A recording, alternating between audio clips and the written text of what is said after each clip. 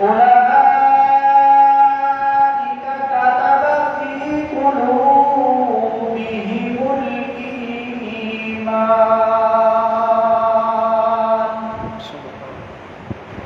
وأيدهم بروح منه ويدخلهم جنات تجري من تحتها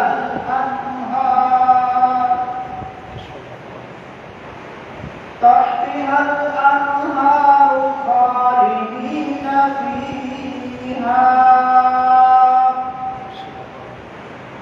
رضي الله عنهم ورضوا عنه أولئك حزب الله ألا إن حزب الله هم المفلحون سبحان ربك رب العزة عما يصفون وسلام على المرسلين والحمد لله رب العالمين رب اشرح لي صدري ويسر لي أمري واحلل عقدة من لساني يفقهوا قولي رب زدني علما رب زدني علما رب زدني علما اللهم صل على محمد وعلى آل محمد كما صليت على إبراهيم وعلى آل إبراهيم إنك حميد مجيد اللهم بارك على محمد وعلى آل محمد كما باركت على إبراهيم وعلى آل إبراهيم إنك حميد مجيد واجب الاحترام قابل قدر حاضرین محفل رب لم یزل ولا یزال کا بڑا ہی فضل اور اس ذات کی بڑی ہی رحمت ہے کہ اس ذات نے اس پرفتن دور کے اندر مجھے اور آپ کو چند گھڑیاں ایسی جگہ بیٹھنے والا بنایا کہ جس جگہ کے بارے میں محبوب دو عالم جناب محمد صلی اللہ علیہ وسلم نے فرمایا کہ ساری دھرتی میں سے جو سب سے بدترین جگہ ہے وہ بازار ہیں اور جو سب سے بہترین جگہ ہیں وہ اللہ کے گھر جن کو میں اور آپ مسجدیں کہتے ہیں. تو اس لیے مجھے اور آپ کو اپنی قسمت پہ ناز ہونا چاہیے کہ میں اور آپ اپنا وقت قیمتی بنانے کے لیے کچھ منٹ کے لیے چند منٹوں کے لیے چند گھڑیاں گزارنے کے لیے بازار کا انتخاب نہیں کیا بلکہ کس چیز کا انتخاب کیا ہے؟ مسجد کا انتخاب کیا ہے. اللہ اکبر. اللہ پاک نے ساری انسانیت کا سردار کس کو بنایا؟ جناب محمد صلی اللہ علیہ وسلم. یاد رکھیے گا جہاں بھی میرے نبی کا نام آئے تو آپ نے کیا بولنا ہے؟ کیوں؟ کیونکہ میرے نبی نے فرمایا بدقسمت ہے وہ بندہ کہ جس کے سامنے میرا نام آئے اور اس کی زبان خاموش رہے.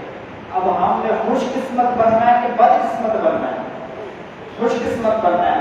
خوش قسمت قسمت بننا ہے تو جب بھی میرے نبی کا نام آئے تو کیا کہنا ہے؟ صلی اللہ علیہ وسلم۔ اللہ نے میرے نبی کو ساری انسانیت کا سردار بنایا۔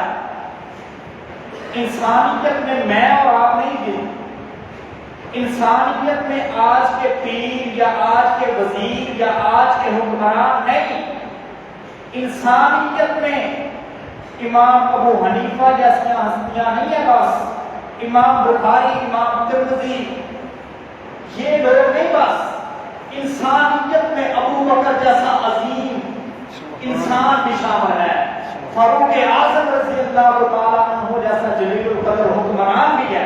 انشاءاللہ انہی کی سیرت پہ آج گفتگو کروں گا، صرف تمہید سے نکلنے کے بعد۔ انسانیت میں صرف یہ لوگ شامل نہیں ہے کہ اللہ کے نبی نے کہا تھا کہ تم تعداد میں 313 ہو، یہ نہیں سوچنا، بلکہ یہ دیکھنا کہ سامنے 1000 کا لشکر ہے بدر میں کہ کس طرح ان کا مقابلہ کریں گے، دل اپنا پکا کر کے، ایمان اپنا مضبوط کر کے، اللہ تعالیٰ پہ بھروسہ کر کے تم نے نکل پڑنا ہے، نکلنا تمہارا کام ہے، اور فتوحات سے نوازنا میرے اللہ کا کام ہے۔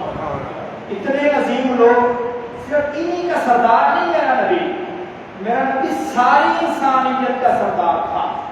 آپ کہیں گے وہ کیسے؟ میں آپ کو مثال دیتا ہوں۔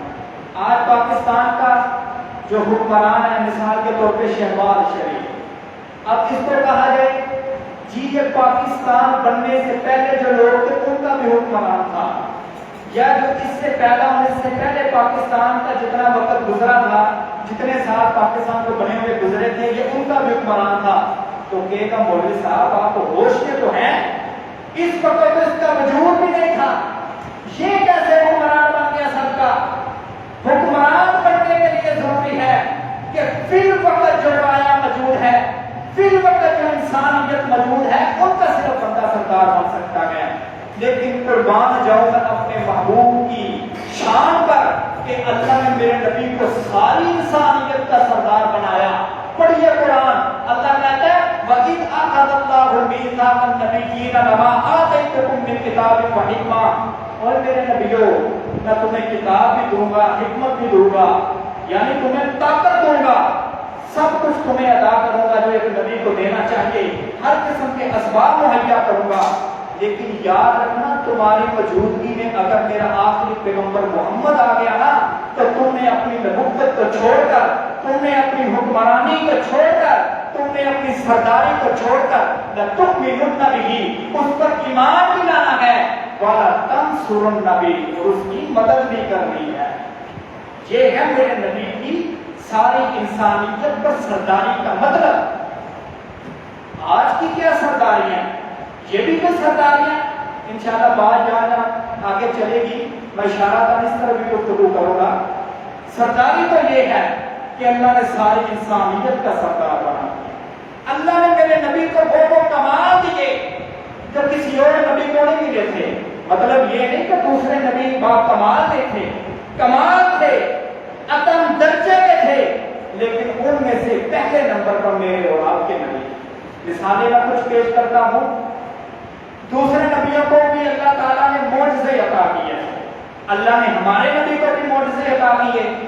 مثال کے طور پر حضرت موسیٰ علیہ السلام کی قوم نے کہا اے موسیٰ اگر تو سچا نبی ہے تو لا کوئی دلیل، دکھا کوئی معجزہ۔ اللہ نے کہا موسیٰ لاٹھی پہن، سانپ بن گئی، سارا عالم کفر عاجز آ گیا کہ لاٹھی سانپ بن گئی اور سانپ نے جادو کرو کہ سارے سانپوں کو نکل گئے۔ یہ حضرت موسیٰ کا معجزہ تھا علیہ السلام۔ لیکن حضرت موسیٰ جب تک دنیا میں تھے معجزہ بھی تھا، لیکن جو ہی حضرت موسیٰ علیہ السلام دنیا فانی کو چھوڑ کر اللہ کی طرف آپ نے سفر ہوئے تو وہ معجزہ بھی ختم ہو گیا۔ حضرت سلیمان علیہ السلام کا تخت ہوا میں اڑتا تھا، آج یہ ہوائی جہاز اڑتے ہیں، ایک ملک سے دوسرے ملک جاتے ہیں، یہ ساری ٹیکنالوجی تو آج کی پیداوار ہے۔ اس دور کے اندر جب انسان کا ذہن بھی ان چیزوں پر نہیں سوچا کرتا تھا، جب انسان کے ذہن میں یہ تصورات بھی نہیں تھے، اس دور کے اندر اللہ نے حضرت سلیمان کے تخت کو ہوا کفر کی عقلیں عاجز آ کر اللہ تعالیٰ کی وحدانیت کو تسلیم کر دیں. لیکن جب تک تھے اس وقت تک ہوا میں اڑتا تھا. جب حضرت سلیمان دنیا سے چلے گئے تو تک ہوا میں نہیں اڑتا تھا. اسی طرح حضرت عیسیٰ علیہ السلام اللہ نے ان کو یہ طاقت دی, اللہ نے ان کو یہ معجزہ دیا. قرآن کہتا ہے سورۃ الصف 28واں پارہ وَأُبْرِئُ الْأَكْمَحَ وَالْأَبْرَصَ وَأُحْيِي الْمَوْتَىٰ بِإِذْنِ اللَّهِ کہ جس کو کوڑ اور برس کی بیماری ہوتی تھی تو اللہ تعالیٰ کے حکم سے اس کے چہرے پہ ہاتھ پھیرتے, اس کے جسم پہ ہاتھ پھیرتے, اللہ شفا عطا کر دیتا فوراً. مردے کو قبر کے پاس جا کے کہتے کن بِإِذْنِ اللَّهِ اللہ تعالیٰ کے حکم سے زندہ ہو جا, وہ زندہ ہو جاتا. لیکن جب تک حضرت عیسیٰ دنیا میں تھے معجزہ بھی تھا. لیکن جب حضرت عیسیٰ دنیا میں اللہ تعالیٰ نے ان کو سلامت زندہ آسمانوں کی طرف اٹھا لیا تو معجزہ بھی ختم ہو گیا. لیکن قربان جو میں اپنے جناب محمد صلی اللہ علیہ وسلم پر, اللہ نے میرے نبی کو یہ قرآن جیسا عظیم معجزہ دیا ہے کہ اللہ نے اس وقت چیلنج کیا تھا کہ اوے کافرو تم میرے محمد کو کہتے ہو کہ اپنی طرف سے بناتا ہے, لے آؤ پھر اس جیسا قرآن تو 10 سورتیں تم بھی بنا کر لے آؤ. عاجز آ گئے, چیلنج کم کر دیا, 1 سورت ہی بنا کر لے آؤ, پھر بھی عاجز آ گئے. اللہ نے یہ نہیں کہا کہ میرا نبی دنیا سے چلا گیا تو یہ چیلنج بھی ختم نہیں. جب تک انسانیت کا وجود باقی ہے, جب تک سورج اپنی روشنی دکھا رہا ہے, تارے اپنی چمک دکھا رہے ہیں, دن اور رات بدل رہے ہیں, انسانیت اپنی سانسوں کو بحال کر رہی ہے, اس وقت تک عالم کفر کو چیلنج ہے. اگر تم اپنے مذہب میں سچے ہو اور دین اسلام کو غلط سمجھتے ہو, قرآن کو برحق نہیں مانتے, تو اس جیسا کوئی قرآن لا کر تو دکھاؤ. یہ معجزہ آج بھی موجود ہے. بات کرنے کا مقصد یہ تھا کہ اللہ تعالیٰ نے میرے نبی کو دوسرے نبیوں کی بنسبت ممتاز کیا ہے. اللہ نے دوسرے نبیوں کو بھی امتی دیے تھے, اللہ نے دوسرے نبی کو بھی صحابہ دیے تھے, وہ بھی جانثار تھے. یہ نہیں کہ جس طرح ابو بکر و عمر عثمان و علی یہ دوسرے نبیوں کے صحابہ کی طرح, جس طرح دوسرے نبی کے صحابہ بڑے دلیر تھے, بڑے بہادر تھے, اللہ تعالیٰ نے میرے نبی کو بھی ایسے ہی صحابہ دیے. کیسے صحابہ دیے؟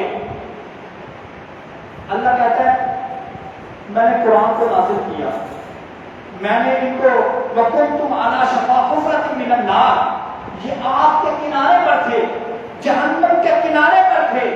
کیوں؟ شرک کرتے تھے, بتوں کی پوجا کرتے تھے, قبر پرستی تھی, اللہ کو مشکل کشا نہیں مانتے تھے بلکہ انسانوں کو مشکل کشا مانتے تھے, اللہ کو حاجت روا نہیں مانتے تھے بلکہ انسانوں کو اپنا حاجت روا انہوں نے مان لیا تھا.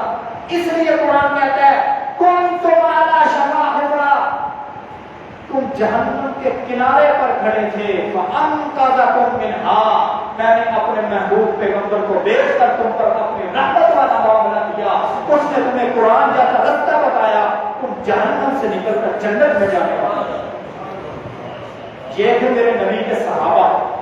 اب صحابی کسے کہتے ہیں ذرا تھوڑا مفہوم سمجھنے کے حضرت عمر رضی اللہ تعالیٰ عنہ کے موضوع پر آئیں گے, کیونکہ 26 ذی الحجہ کو حضرت عمر رضی اللہ تعالیٰ عنہ پر وار ہوا تھا اور غالباً آج یا کل 26 ہی ہے, اور یکم محرم کو حضرت عمر بن خطاب رضی اللہ تعالیٰ عنہ کی شہادت ہوئی. اس حوالے سے ان کی زندگی پر کچھ باتیں کروں گا. اب صحابی کسے کہتے ہیں؟ صحابی کہتے ہیں جس نے ایمان کی حالت میں ایک لمحہ بھی نبی پاک صلی اللہ علیہ وسلم کو دیکھ لیا, اس کو صحابی کہیں گے. چاہے اس نے نمازیں پڑھی ہیں یا نہیں پڑھی, اس نے حج کیے ہیں یا نہیں کیے, زکات ادا کی ہے نہیں کی, اس نے جنگوں میں شرکت کی ہے یا نہیں کی, ایمان کی حالت میں ایک لمحے کے لیے بھی جس نے امام کائنات جناب محمد صلی اللہ علیہ وسلم کی زیارت کر لی تو وہ کون ہوگا؟ صحابی ہوگا. اب صحابی کا مقام کیا ہے؟ صحابہ کے بارے میں قرآن اور حدیث میری اور آپ کی رہنمائی کیا کرتا ہے؟ سنیے, حضرت عبداللہ بن عمر رضی اللہ تعالیٰ عنہ فرماتے ہیں وہ لوگوں جو صحابہ کے بارے میں اپنے دلوں میں بغض رکھتے, وہ سوچ لو تمہاری ساری زندگی نیکیاں ایک طرف اور میرے نبی کے صحابی کی وہ نیکی ایک طرف جو اس نے نبی کی صحبت میں بیٹھ کر گزاری تھی گھڑی، وہ گھڑی تمہاری ساری زندگی کے نیک عملوں پر باری ہے۔ آج سوچئے ایک مسلمان بندہ مثال کے طور پر میری اور آپ کی کیا حیثیت ہے، ہمارے کیا اعمال ہیں، ہماری کیا نیکیاں ہیں؟ کسی پر نیکی کی یہاں بیٹھ کر دوسری مسجد میں جا کر تانا دے دیا میں نے فلانے پہ نیکی کی ہے، یہ ہماری نیکیاں؟ امام ابو حنیفہ کی مثال دیتا ہوں میں آپ کو، جن کی فقاہت آج پوری دنیا میں پڑھائی جا رہی ہے، ان کی ساری زندگی کی نیکیاں، امام بخاری رحمہ اللہ کی ساری زندگی کی نیکیاں، اور حبشے کا بلال، کالی رنگت والا، موٹے ہونٹوں والا، جس کو دیکھ کر کوئی اپنی بیٹی کا رشتہ دینے کے لیے تیار نہ ہو، اس کا اتنا عظیم مرتبہ ہے، اس نے جو میرے نبی کی محفل میں ایک گھڑی گزاری ہے وہ ان کی ساری زندگی سے یہ ہے صحابہ کا مقام۔ صحابہ کے بارے میں اللہ قرآن میں فرماتا ہے اولئک الذین امتحن اللہ قلوبہم، اللہ کہتا ہے میں نے ان کو جہنم سے نکال کر جنت میں ڈال دیا، میں نے ان پر بڑے انعام کیے، میں نے ان کو بڑی فتوحات دی ہیں، میں دیکھوں تو صحیح کہ ان کے دلوں کے اندر کیا ہے، ان کا امتحان لیتا ہوں۔ اللہ کہتا ہے اولئک الذین امتحن اللہ قلوبہم، میں نے صحابہ کے دلوں کا امتحان لیا، مولا کیا رزلٹ نکلا؟ اللہ کہتا ہے للتقویٰ، رزلٹ یہ ہے کہ یہ سارے صحابہ صرف مجھ سے ڈرنے والے ہیں اور کسی سے ڈرنے والے۔ آج میرے اور آپ کے بارے میں کوئی گارنٹی دے سکتا ہے؟ آج میں بیٹھا ہوں یہ سامنے چاچا جی بیٹھے ہیں، میں نہیں گارنٹی دے سکتا یہ واقعہ مسلمان ہوں گے، کیونکہ کوئی مسلمان ہے یا نہیں ہے یہ کس کو پتا ہے؟ صرف اللہ کو پتا ہے۔ دلوں کے راستے پر جانے والا کون ہے؟ صرف اللہ ہی ہے، اللہ کے علاوہ اور میں یا ممبر پہ بیٹھ کر آپ کو گفتگو آپ کو سنا رہا ہوں، دین اسلام کی باتیں کر رہا ہوں، آپ نہیں گارنٹی دے سکتے کہ میں واقعہ ایمان والا ہوں۔ کیوں؟ آپ میرے دل کے راز کو نہیں جانتے، کیونکہ صحابہ کے بارے میں اللہ نے قیامت تک کہہ دیا ہے کہ للتقویٰ۔ آج کوئی اٹھ کر جس کے ایمان کی کوئی گارنٹی بھی نہیں ہے، جس کے ایمان کا کوئی پتہ بھی نہیں ہے، وہ اٹھ کر صحابہ پہ تبرہ کرے تو ہم نے اس کی بات ماننی ہے یا قرآن کی بات ماننی ہے؟ سنیے قرآن کہتا ہے 28واں پارہ سورۃ مجادلہ، اللہ کہتا ہے اولئک کتب فی قلوبہم الایمان، میں نے تو صحابہ کے دلوں میں ایمان کو لکھ دیا ہے۔ قرآن گارنٹیاں دے رہا صحابہ کے ایمان کی۔ آج کوئی اٹھ کر کہے کہ صحابہ نے تو ایسے کر دیا، صحابہ نے تو فلاں کر دیا، ہم نے ان طریق دانے کی بات مانی ہے کہ قرآن کی بات ماننی ہے؟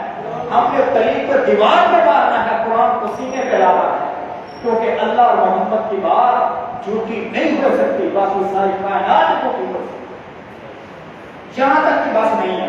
یہ دنیا کے اندر اللہ کہتا ہے میں نے ان کے دلوں کا امتحان لیا، دنیا کے اندر نتیجہ یہ نکلا، دنیا کے اندر انعام یہ ملا کہ اللہ تعالیٰ نے قیامت تک آنے والے مسلمانوں کو کہہ دیا کہ سارے مسلمانوں کے ایمان میں شک ہو سکتا ہے لیکن صحابہ کے ایمان میں شک نہیں ہو سکتا۔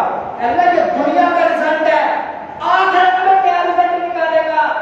اللہ کہتا ہے رضی اللہ عنہم ورضوا عنہ، اور لوگوں میں تو صحابہ سے راضی ہوں اور جن سے میں راضی ہو جایا کرتا ہوں نا ان کے بارے میں میرا اللہ کا قرآن اعلان کرتا ہے یدخلہم جنات تجری من تحتہا الانہار، اللہ ان کو ایسی جنت میں داخل کرے گا جس کے اندر باغات ہوں گے اور اس کے نیچے سے نہریں بہہ رہی ہیں۔ صحابہ کا تو ایسا ایمان ہے، وہ تو اتنی مقدس شخصیات ہے، آج پر اٹھ کر صحابہ پہ تبرہ کرے تو میرا حق بنتا ہے ان سے پوچھوں کہ تیری کیا حیثیت ہے تو قرآن تو صحابہ پہ اٹیک کرتا ہے؟ تیری یہ حیثیت ہے؟ قرآن نے کہا سبحانک ھذا بہتان عظیم، کہ سیدہ عائشہ صدیقہ رضی اللہ تعالی عنہا کہ جب بہتان کرا تھا قرآن نے صفائی دے دی تھی، صفائی پہ جانے کے بعد تمہارے کو بند کر جانے چاہیے تھے، اما عائشہ کی عظمت سے تمہاری زبانیں کھلنی چاہیے تھی، نہ یہ کہ تم اما عائشہ پہ دوبارہ کیچڑ اچھالتے۔ تمہاری حیثیت تو یہ ہے کہ قرآن کا فیصلہ دیا گیا ہے کہ وہ پاک دامن ہے، آج پھر تو لوگ اور چوکوں چراغوں اور ممبروں کے صحابہ اما عائشہ رضی اللہ تعالیٰ عنہ پہ کوتا بازیاں کرتے ہو ہے۔ یہ تھوڑا سا میں نے ایک خاکہ آپ کے سامنے پیش کیا عظمت اصحاب پیغمبر کا مجموعی لحاظ سے۔ حضرت عمر بن خطاب رضی اللہ تعالیٰ عنہ، ان کا نام عمر اور ان کی کنیت ابو الحفص تھی اور ان کا لقب تھا فاروق۔ اب فاروق میں تھوڑا سا آپ نے سمجھنا، فاروق کسے کہتے ہیں؟ آسان لفظوں میں سمجھ لیں، فاروق کہتے ہیں صحیح اور غلط میں فرق کرنے والا۔ اب حضرت عمر کا یہ لقب تھا، کیا لقب تھا؟ سب بولے کیا لقب تھا؟ فاروق، صحیح اور غلط میں فرق کرنا۔ اب چند ایسے واقعات نبی پاک صلی اللہ علیہ وسلم کی زندگی میں پیش آئے کہ جن میں حضرت عمر رضی اللہ تعالیٰ عنہ نے صحیح کام کی نشاندہی کی، اللہ تعالیٰ نے ویسے ہی قرآن نازل کر دیا۔ جیسے ایک منافق کا جنازہ پڑھنے کا معاملہ ہوا، حضرت عمر بن خطاب جرأت دیکھیے، بہادری دیکھیے، مسئلہ حق کو بیان کرنا دیکھیے کہ سامنے نبی ہے، نبی غلط کام کر سکتے ہیں؟ قطعاً نہیں کر سکتے۔ ہماری یہ سوچ بھی اگر اس طرف جائے تو ہمارا ایمان ضائع ہے۔ حضرت نبی کریم صلی اللہ علیہ وسلم نے کہا اس کا جنازہ پڑھایا جائے گا، کیونکہ یہ مسلمان تھا۔ حضرت عمر کہنے لگے اللہ کے نبی، اس کی عداوت سکنات سے ایسے معلوم ہوتا تھا کہ یہ مسلمان نہیں ہے، یہ دل کے اندر منافقت رکھتا تھا۔ نبی پاک صلی اللہ علیہ وسلم نے فرمایا بظاہر ہمارے پاس بھی ایسی وجہ نہیں ہے کہ جس کی وجہ سے ہم اس کو منافق ڈکلیئر کریں، لہٰذا اس کا جنازہ پڑھا جائے گا۔ حضرت عمر کیا کہہ رہے ہیں؟ جنازہ نہیں پڑھا جائے گا۔ قرآن نازل ہو گیا، استغفر لهم او لا تستغفر لهم ان تستغفر لهم 70 مرة فلن يغفر الله لهم۔ میرا نبی اس منافق اور مشرک آدمی کے لیے آپ ایک مرتبہ نہیں 70 مرتبہ بھی اگر دعائیں مغفرت کریں گے فلن يغفر الله لهم، میں اس کی بخشش نہیں کروں گا۔ نبی پر یہ خطاب کیا جا رہا ہے کہ نبی کسی کے بارے میں بخشش کی دعا کرے، کسی مشرک اور منافق کی، تو اللہ قبول۔ تو آج میں اور آپ کسی مشرک اور منافق کے لیے دعا کریں تو قبول ہوگی؟ قطعاً نہیں قبول ہوگی۔ دعائیں مغفرت اسی کے حق میں قبول ہوگی جس کی موت عقیدہ توحید پر ہوئی ہے، جس کی موت ایمان و اسلام کی حالت میں ہوئی ہے۔ یہ ایک واقعہ تھا۔ اسی طرح حضرت عمر بن خطاب رضی اللہ تعالیٰ عنہ نے محسوس کیا کہ فتنہ ہو رہا ہے، ہماری ماں بہنوں کو پردہ کرنا چاہیے۔ نبی پاک صلی اللہ علیہ وسلم کے سامنے اپنی یہ خواہش رکھی کہ ہماری ماں بہنوں کو پردہ کرنا چاہیے۔ ابھی نبی علیہ السلام نے مکمل فیصلہ نہیں کیا تھا، ابھی آرڈر جاری نہیں کیے تھے، قرآن نازل ہو گیا وَقَرْنَ فِي بُيُوتِكُنَّ وَلَا تَبَرَّجْنَ تَبَرُّجَ الْجَاهِلِيَّةِ۔ میرا نبی اپنی بیٹیوں کو، اپنی بہنوں کو، اپنی ماؤں کو کہہ دیجئے کہ زیب و زینت اختیار کرنی ہے تو اپنی چار دیواری کے اندر اختیار کرنا، باہر نکلنا ہے تو جاہلوں کی طرح نہیں نکلنا بلکہ باپردہ بن کر نکلنا ہے۔ یہ بھی حضرت عمر بن خطاب رضی اللہ تعالیٰ کی خواہش تھی کہ اللہ تعالیٰ نے اس کو قرآن کا حصہ بنا دیا۔ نبی پاک صلی اللہ علیہ وسلم کے ساتھ بیت اللہ میں تشریف فرما گئے۔ عمر کا دل چاہا کہ مقام ابراہیم پر 2 رکعت پڑھی جانی چاہیے۔ نبی پاک صلی اللہ علیہ وسلم کے سامنے خواہش پیش کی، اللہ نے قرآن نازل کر دیا وَاتَّخِذُوا مِن مَّقَامِ إِبْرَاهِيمَ مُصَلًّى۔ اللہ نے قیامت تک انسانوں کے لیے یہ قانون قرار دے دیا کہ جب بھی تم بیت اللہ کا طواف کرو گے تو مقام ابراہیم پر تم نے 2 رکعت پڑھی۔ یہ کس کی خواہش پر ہوا؟ امت کی خواہش پر ہوا کہ ہم 2 رکعتیں پڑھنی ہیں، تو رب نے کہہ دیا۔ آج عمر اگر کہے کہ 20 رکعتیں تراویح پڑھنی ہے، عمر کی خواہش ہے، عمر نے قانون بنا دیا، عمر نے اصول بنا دیا ہے۔ اور دوسری بات، عمر خلیفہ راشد تھے، ان کا طریقہ سنت کہلاتا ہے۔ اگر یہ ان کی خواہش اپنے دوڑے حکم بنانے میں ہوئی ہے تو پھر بھی میرے اور آپ کے اوپر لازم ہے اس کو مانے، کیونکہ جب دورے نبوت میں وہ کوئی خواہش دل میں رکھتے تھے تو رب قرآن بنا کر نازل کرتا تھا۔ تو اس لیے حضرت عمر بن خطاب رضی اللہ تعالیٰ عنہ نے یہ جو اصول بنایا، یہ جو قاعدہ ضابطہ بنایا 20 رکھتوں کا، اس کو بھی ہم ایسے نہیں مانیں گے جس طرح حضرت عمر بن خطاب کا وہ خواہش کرنا کہ منافق کا جنازہ نہیں پڑھنا تو ہم نہیں پڑھتے، مشرک کا جنازہ نہیں پڑھنا تو ہم نہیں پڑھتے، جس طرح ان کی خواہش تھی کہ عورتیں پردہ کریں، آج ہماری بھی خواہش ہے کہ عورتیں پردہ کریں، جس طرح ان کی خواہش تھی کہ مقام ابراہیم پر 2 رکعت پڑھی جائیں، اور آج ہماری بھی خواہش ہے اور جو چاہتے ہیں وہ ادا کرتے ہیں۔ جس طرح ان معاملات کے اندر میرے اور آپ کی خواہش حضرت عمر کی خواہش جاتی ہے، تراویح کے معاملے میں ہماری خواہش عمر کے خواہش کے مطابق ہی ہونی چاہیے، ہوگی کہ نہیں ہوگی؟ کوئی فتوے والا مسئلہ نہیں ہے بتا رہا، لیکن کیا ہو حضرت عمر کے طریقے پر ہم نہیں چلنا۔ حضرت عمر رضی اللہ تعالیٰ عنہ کا ایمان تب انہوں نے قبول کیا۔ حدیث میں آتا ہے کہ 40 مرد اور 11 عورتیں یہ اسلام قبول کر چکے تھے، پھر حضرت عمر بن خطاب رضی اللہ تعالیٰ عنہ نے اسلام قبول کیا، یعنی 52 نمبر پر انہوں نے اسلام قبول کیا۔ اور جب انہوں نے اسلام قبول کیا تو کون سا واقعہ تھا کہ جس کو دیکھ کر حضرت عمر کا جو دل ہے وہ ایمان قبول کر لیا؟ 3 طرح کے واقعات آتے ہیں حدیث میں۔ ایک واقعہ یہ ہے حضرت عمر بن خطاب رضی اللہ تعالیٰ عنہ فرماتے ہیں کہ جب میں حالت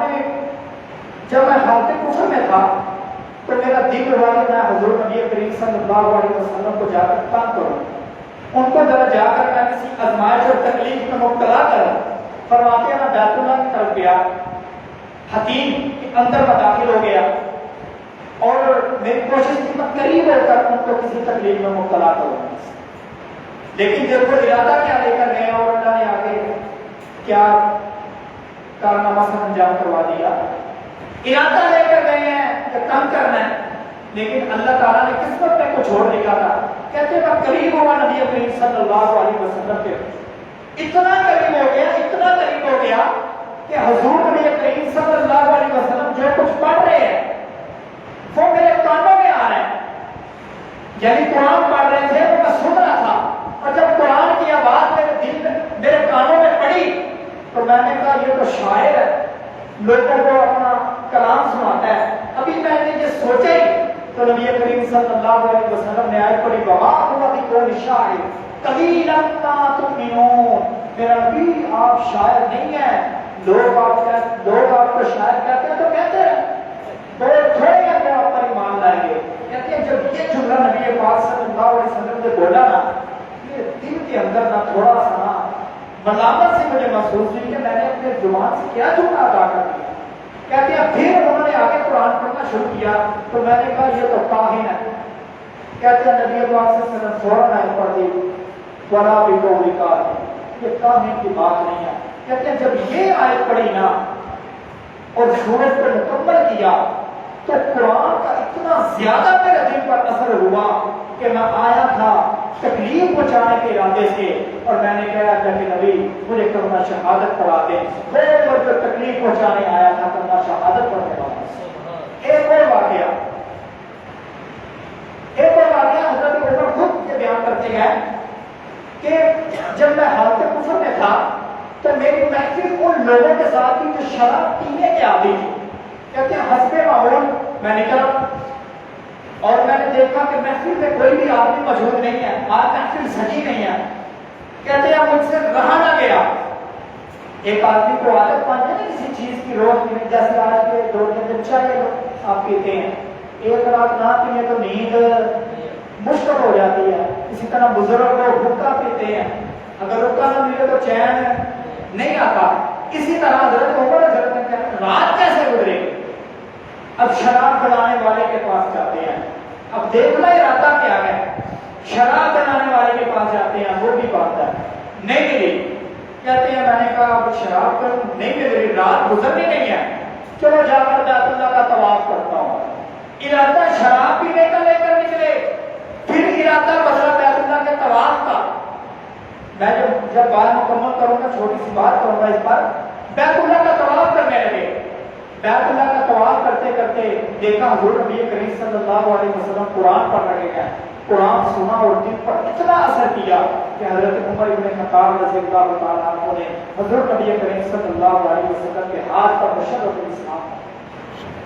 اب یہاں پر سمجھنے کی بات یہ ہے کہ حضرت عمر گناہ کا ارادہ لے کر نکلے، ارادہ بدل دیا، نیکی کا ارادہ کیا، اور نیکی کا ارادہ کرنے کی وجہ سے اللہ نے اسلام کی توفیق عطا فرمائی. میرے اور آپ کے لیے سبب یہ ہے کہ جب میں اور آپ کسی غلط کام کا ارادہ کر لے، انسان خلق الانسان ضعیفا وکان الانسان ظلوما جہولا، ہمیں قرآن نے جاہل کہا ہے، ہمیں قرآن نے کمزور کہا ہے، ہم ہیں، ہم گناہگار ہیں، ہم سے گناہ نہیں ہوں گے اور کس سے ہوں گے.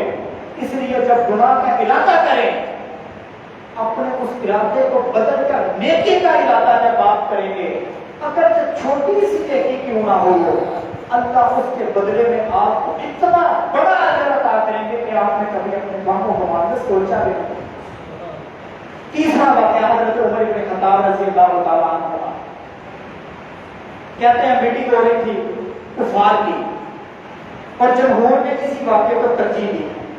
کہہ رہے میٹنگ ہو رہی تھی کفار کی کہ آئے روز کوئی نہ کوئی محمد صلی اللہ علیہ وسلم پر ایمان لے آتا ہے، ایک دن ایسا آئے گا کہ پورا مکہ محمد پہ ایمان لے آئے گا. یہ تو بات ناقابل قبول ہے. تو محمد صلی اللہ علیہ وسلم کی گردن اڑا کر ہمارے پاس آئے. اب کس کی ضرورت تھی؟ صرف حضرت نبی پاک صلی اللہ علیہ وسلم کا معاملہ اس میں نہیں تھا، بلکہ وہاں حضرت کے پورے خاندان کے ساتھ دشمنی موڑ لینے کی بات تھی.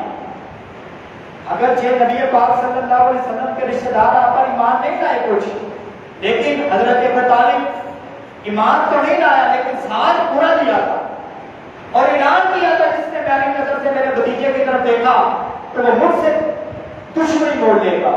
اب سارے کہہ رہے تھے کہ محمد سے دشمنی نہیں ہے صرف یہاں پر، بلکہ اس کے پورے خاندان سے دشمنی لینے کی بات ہے.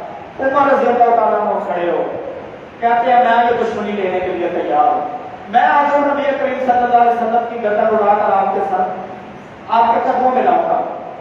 تلوار نکالی. حضرت عمر بڑے روک والے تھے، بڑا دبدبہ تھا ان کا اپنے دور کے اندر. جب کے کفر میں تھے، ایمان قبول نہیں کیا تھا، اس وقت بھی بڑے لیڈر اور بڑے جانباز قسم کے ایک سپاہی سمجھے جاتے تھے. تلوار ہاتھ میں لی ہے. ان کے خاندان میں سے 3 بندے مسلمان ہو چکے، ایک ان کی بہن، ایک ان کا بہنوئی اور ایک ان کا رشتہ دار تھا ابو نعیم، وہ بھی مسلمان ہو چکا. حضرت عمر جا رہے ہیں ارادہ قتل لے کر، ہاتھ میں تلوار ہے. ابو نعیم راستے میں آگے رضی اللہ عنہ. عمر کام کا ارادہ فرمایا محمد صلی اللہ علیہ وسلم کا قصہ تمام کرنے جا رہا ہوں. کہتے ہیں ان کا قصہ بعد میں تمام کرنا، پہلے اپنے گھر کی تو خبر لے جاتا. وہ پہلے اتنے دہشت ناک، پہلے اتنا غصہ، پہلے اتنے روک والے تھے کہ سامنے والا دیکھ کر کب تباہ رہا تھا اور اوپر سے خبر مل گئی کہ میرے اپنے گھر والے ہی ہوتے. مر کے چلو تیار ہو گئے، جاتے ہیں بہن کی طرف اور داخل ہوتے ہی قرآن کی آواز پڑتی ہے اور جوش میں آ گئے، جذبہ اور عروج پہ پہنچ گیا. بہنوئی کو مارا، بہن پیٹھ پہ چھڑانے کے لیے آئی، بہن کو بھی تھپڑ مارا اور سر سے خون بہنے لگا. کہنے لگے کیوں اس پر ایمان لے کر آئے ہو؟ خیر مکالمہ ہوا، لڑائی جھگڑا ہوا. حضرت فاطمہ ان کی بہن نے کہا ہے عمر جس خطاب کا تو بیٹا ہے، تو خون ہے، اسی خطاب کی میں بیٹی ہوں. تو جتنا زور لگانا چاہتا لگا لے اور مجھ کو ایمان سے ہٹانے کی کوشش کر لے. میں فاطمہ مر کر سکتی ہوں لیکن محمد عربی کا دامن نہیں چھوڑ سکتی. اب عمر دیکھنے لگا کہ ساری زندگی بہن نے میرے ساتھ گزاری، کبھی اس کی اتنی جرت نہیں ہوئی میرے سامنے اونچی آواز سے بات کر جائے، کبھی اس کے اندر اتنا کانفیڈنس نہیں آیا کہ میرے سامنے گفتگو کرے. آج اتنا اس کے اندر کہاں سے، اتنی طاقت کہاں سے آ گئی، اس میں اتنا روب اس کے اندر کہاں سے آ گیا. کہنے لگے کہ تمہارے اندر جو اتنا قوت ارادہ ہے، تمہارے اندر جو اتنا یہ مضبوط ایمان ہے، یہ کس وجہ سے آیا؟ اور میں قرآن کی وجہ سے آیا. لاؤ میں بھی پڑھنا چاہتا ہوں. میں نے کہا نہیں پڑھنے دو گی, پہلے غسل کیجیے. حضرت عمر بن خطاب رضی اللہ تعالیٰ عنہ نے غسل کیا اور کہا لاؤ قرآن. صحابی رسول جو قرآن کی تعلیم دینے کے لیے آئے جو ان کے گھر میں سکھانے کے لیے آئے تھے وہ بھی نکل آئے. انہوں نے مبارک دی, اے عمر میں کئی دن سے نبی پاک صلی اللہ علیہ وسلم سے یہ دعا سن رہا تھا. وہ دعا کیا کرتے تھے, اے اللہ اس مکہ کے اندر دو پر رکھتے ہیں, ایک عمر بن حشام جس کو آج تاریخ ابو جہل کے نام سے یاد کرتی ہے, ایک عمر بن خطاب. اے اللہ ان دونوں میں سے کسی ایک کو اسلام کی دولت سے مالا مال فرما دے. اللہ تعالیٰ نے اے عمر کو تیرے حق میں دعا قبول کی. فرمایا مجھے فوراً دے جو محمد عربی کے پاس لے گئے, دستک دی دروازے. صحابی رسول نے دیکھا عمر آیا, ہاتھ میں تلوار ہے. حضرت حمزہ نبی پاک صلی اللہ علیہ وسلم کے چچا جی کہنے لگے, اللہ کے نبی اگر یہ اپنا ارادہ غلط لے کر آیا ہے تو آج عمر کا سر میں اٹھاؤں گا. نبی پاک نے ٹھہر گیا کیونکہ نبی کو پتا تھا کہ میں کئی دن سے دعائیں کر رہا ہوں, آج دعائیں اپنا اثر دکھانے لگی. عمر آئے, جو ارادہ لے کر نکلے تھے قتل کا, خود محمد عربی کے مر مٹنے والے بن گئے. یہ تھا ان کا ایمان لانے کا واقعہ. حضرت عمر رضی اللہ تعالیٰ عنہ ان صحابہ میں سے ہے کہ جن کو اللہ کے نبی نے نام لے کر کہا تھا عمر تو جنت میں جائے گا. نبی کریم صلی اللہ علیہ وسلم فرماتے ہیں, عمر میں جب معراج کی شب جنت کی سیر کر رہا تھا میں نے وہاں پر ایک محل دیکھا تھا اور میں اس میں داخل نہیں ہوا. اللہ کے نبی کیوں داخل نہیں ہوئے, جا کر چیک کرنا تھا. عمر میں داخل اس لیے نہیں ہوا کہ وہ اللہ نے تیرے لیے تیار کر رکھا تھا اور میں محمد کی غیرت گوارا نہیں کرتی تھی کہ وہ بنا تیرے لیے اور داخل نہ ہو. میں اللہ کے رسول ایسے تو نہیں ہو سکتا, جو عمر کی چیز ہے وہ آپ کی چیز ہے. مقصد یہ ہے بیان کرنے کا کہ حضرت عمر رضی اللہ تعالیٰ عنہ تو جنتی شخص. موضوع مختصر کرتا ہوں ان کی حکمرانی کے چند واقعات. حضرت عمر رضی اللہ تعالیٰ عنہ حضرت ابوبکر صدیق رضی اللہ تعالیٰ عنہ کے انتقال کے بعد خلیفہ مسلمین بنے. انصاف بڑے بڑے تھے, انصاف بڑا تھا ان کا. جب مسجد نبوی کی تعمیر کا واقعہ ہوا تو حضرت عبداللہ ابن عباس کے والد صاحب حضرت عباس رضی اللہ تعالیٰ عنہ جو نبی پاک صلی اللہ علیہ وسلم کے حقیقی چچا تھے, حضرت عباس رضی اللہ تعالیٰ عنہ کے گھر کے اوپر ایک نالا تھا جسے آج ہم پنجابی میں کہتے ہیں پاڑچھا. بارش ہوتی ہے تو چھت کا پانی اس کے ذریعے نیچے گلیوں میں آتا ہے اور نالیوں میں گرتا ہے. وہ پر نالا لگا ہوا تھا تو حضرت عمر بن خطاب رضی اللہ تعالیٰ نے محسوس کیا کہ نمازی نماز پڑھنے کے لیے آتے ہیں اور یہ چھت کا پانی مسجد میں گرتا ہے جس کی وجہ سے نمازیوں کے کپڑے خراب ہونے کا اندیشہ ہے. حکم دیا اس کو اتار دیا جائے. اتار دیا گیا. اس وقت حضرت عباس رضی اللہ تعالیٰ کسی سفر پر تھے, سفر سے واپس آئے, دیکھا پر نالا نہیں لگا. انہوں نے کیس کر دیا. اب دیکھیں کیس کس کے خلاف کیا جا رہا ہے, فقط کے حکمران حضرت عمر رضی اللہ تعالیٰ کے خلاف. قاضی صاحب نے بلا لیا, عبید کا رضی اللہ تعالیٰ بلا لیا. حضرت عمر حاضر ہو گئے.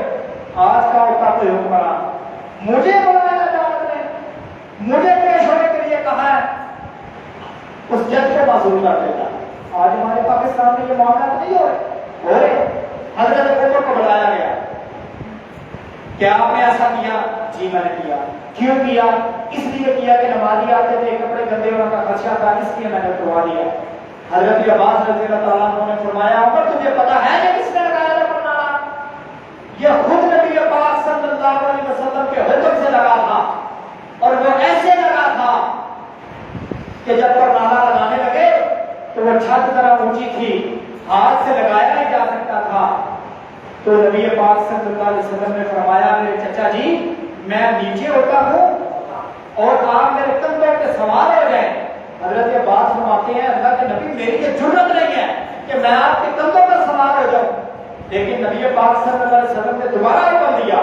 حضرت عباس رضی اللہ تعالیٰ عنہ نے نبی پاک صلی اللہ علیہ وسلم کے کندھوں پہ چڑھ کر پرنالا لگایا, وہاں فٹ کیا. عباس رضی اللہ فرماتے ہیں, عمر تیری یہ جرت ہو گئی کہ جس کو خود نبی نے حکم دیا تھا یہ پرنالا لگا, تو نے اس کو اتروا دیا. حضرت عمر رضی اللہ فرماتے ہیں, خدا کی قسم اگر عمر کو پتا ہوتا یہ حکم نبی نے دیا تھا تم کبھی بھی اتروانے کا حکم نہ دیتا. اپنے اس فیصلے پہ نہ شرمندگی اختیار کی، ندامت اختیار کی، اپنا فیصلہ واپس لیا، صرف واپس نہیں لیا. فرمایا حضرت عباس اب میں نبی پاک صلی اللہ علیہ وسلم کی طرح زمین پہ جھکوں گا اور آپ میرے کندھے پہ اسی طرح سوار ہوں جس طرح نبی پاک صلی اللہ علیہ وسلم کے کندھوں پہ سوار ہوئے تھے اور اس پر نالے کو واپس لیا. ایسے حکمران اللہ کرے ہمیں بھی ایسے حکمران مل جائے. ایسے تو نہیں مل سکتے، ان کے رستے پر چلنے والے مل جائے. یہ تھی حضرت عمر رضی اللہ تعالیٰ. ایک واقعہ اور سناتا ہوں ان کے بیٹے کا. حضرت عبد الرحمن ان کے بیٹے ہیں. اب خود حساب لگانا کہ حاکم وقت کا بیٹا ایسا گناہ کر بیٹھے کہ جس کی وجہ سے حد لگنی. قاضی کی عدالت میں گئے، کہنے لگے مجھے حد لگائی. قاضی صاحب نے کہا بند کمرے میں لے آئے. بند کمرے میں جا کر ان پر حد لگائی. جب یہ بات حضرت عمر رضی اللہ تعالیٰ عنہ کو پہنچی، اب آج کا حکمران ہوتا نا تیری جرت کیسی ہوئی ہے میرے بیٹے کی طرف، میں نے یہاں سے تمہیں دیکھا ہے. اب دیکھنا حساب لگانا، حد لگ چکی ہے، کوڑے پڑ چکے ہیں. بات یہ پہنچی ہے کہ قاضی نے بند کمرے میں جا کر یہ کوڑے لگائے تھے. غصے میں آئے کہ عام آدمی کا بیٹا ہو تو سر عام لوگوں کے سامنے کوڑے لگائے جاتے ہیں. آج عمر کے بیٹے میں ہاتھ لگنی تھی اور اس کو پردے میں جا کر ساری سزا دی ہے. فرمایا بلایا جا کے بیٹے کو، ساری عوام کے سامنے دوبارہ سزا دی. یہ تھا ان کا انصاف، یہ تھی ان کی حکمرانی. ایسے ہی کیسر کسرا ان کے سامنے کانپتا تھا. آیا نا ایک بادشاہ، کہنے لگا آپ کے خلیفہ تو مسلمین سے ملنا چاہتا، کون ہے آپ کا سردار، کون ہے آپ کا حکمران؟ سوچ کر وہ یہ آیا تھا ان کا جو حکمران عمر ہے وہ تو بڑی شانو شان شوکت سے رہتا ہوگا، اس کے بڑے نوکر چاکر ہوں گے، اس کے وہ بڑے یہاں پر ٹھاٹ بار سے سارے انتظامات ہوں گے. یہ ساری چیزیں وہ ذہن میں رکھ کر آیا تھا. پوچھا کہاں ہے عمر؟ فرمایا وہ ہے جو اینٹ کو سرہانہ بنا کر لیتا ہوگا.